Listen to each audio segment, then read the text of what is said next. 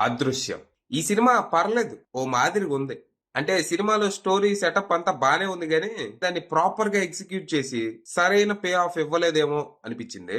ఇందులో basic story ఏంటంటే, జానకి అనే ఓ అమ్మాయి నేను మర్డర్ చేశాను, అది చేసినప్పుడు నాకు పెద్దగా ఏం అనిపించలేదు గాని ఇప్పుడు అది తప్పు అనిపిస్తుంది, అందుకే లొంగిపోతున్నానని ఓ పోలీస్ స్టేషన్ లో సరెండర్ అవుతుంది.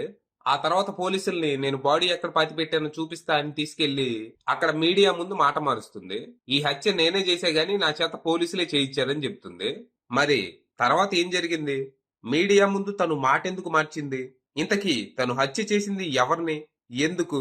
అసలు నిజంగా ఆ హత్య చేసింది తనేనా, లేకపోతే తనేదైనా పెద్ద ప్లాన్ తో వచ్చిందా అనేది మీరు సినిమా చూసి తెలుసుకోవాలి.